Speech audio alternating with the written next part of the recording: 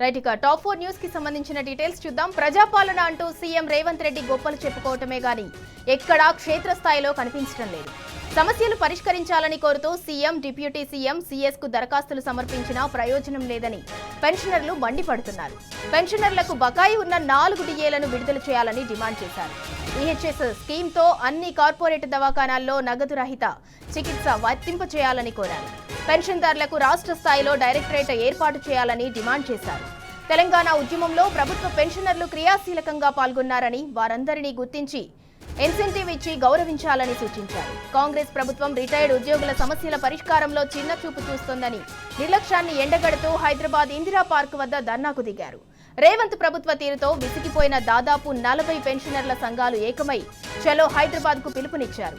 వేలాది మందితో ఇందిరా పార్క్ దగ్గర కదం తొక్కారు. తమ సమస్యలను ప్రభుత్వం వెంటనే పరిష్కరించాలని పెన్షనర్లు డిమాండ్ చేశారు.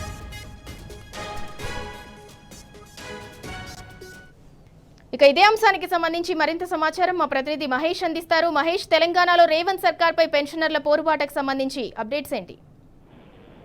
ఇందులో కాంగ్రెస్ పార్టీ ఎన్నికల సమయంలో ఇచ్చిన హామీలు అమలు చేయాలి, తమ సమస్యలు పరిష్కరించాలని ప్రభుత్వ పెన్షనర్లు ఇందిరా పార్క్ వద్ద మహాధర్నా నిర్వహించారు. రాష్ట్ర వ్యాప్తంగా అన్ని జిల్లాల నుండి పెద్ద ఎత్తున పెన్షనర్లు తరలివచ్చారు.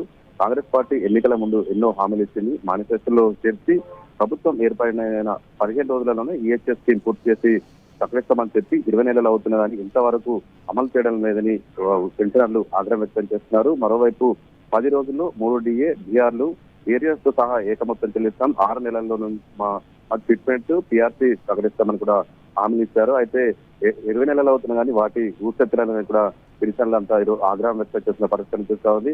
ఎన్నిసార్లు అటు మంత్రులను కావచ్చు, అధికారులను కలిసినా కానీ తమకు సంబంధం లేని అంశంగా దాటవేస్తున్నానని పెన్షనర్లంతా కూడా రాష్ట్ర ప్రభుత్వ తీరుపై ఆగ్రహం వ్యక్తం చేసిన పరిస్థితి కనిపిస్తోంది. పెన్షనర్లతో ప్రత్యేకంగా సమావేశం ఏర్పాటు చేసి తమ సమస్యలు చర్చించి పరిష్కరించాలని అంతా డిమాండ్ చేసిన పరిస్థితి కనిపిస్తా ఉంది. ఏప్రిల్ 2024 నుంచి రిటైర్ అయిన పెన్షనర్లందరికీ వాయిదాల పద్ధతి కాక ఏకమొత్తంలో పెన్షనరీ బెనిఫిట్స్, జీపీఎస్ విలువలు కూడా వెంటనే చెల్లించాలని కూడా డిమాండ్ చేస్తున్నారు. అదే కాకుండా ఈహెచ్ఎస్ స్కీమ్ ద్వారా అన్ని కార్పొరేట్ ఆసుపత్రుల్లో పెన్షనర్లకు నగదు రహిత చికిత్స అందించే విధానం అమలు చేయాలని కూడా డిమాండ్ చేస్తున్న పరిస్థితి కనిపిస్తా ఉంది.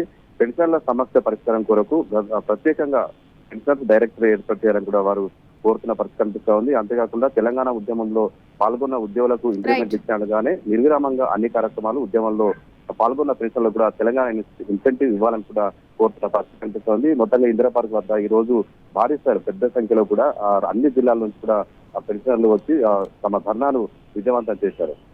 Right, thank you Mahesh. Revanth ప్రభుత్వ తీరుతో విసిగిపోయిన దాదాపు 40 పెన్షనర్ల సంఘాలు ఏకమై చలో హైదరాబాద్ కు అయితే పిలుపునిచ్చారు. వేలాది మందితో ఇందిరా పార్క్ వద్ద కదం తొక్కారు. తమ సమస్యలను ప్రభుత్వం వెంటనే పరిష్కరించాలని అయితే పెన్షనర్లు అయితే డిమాండ్ చేస్తున్నారు.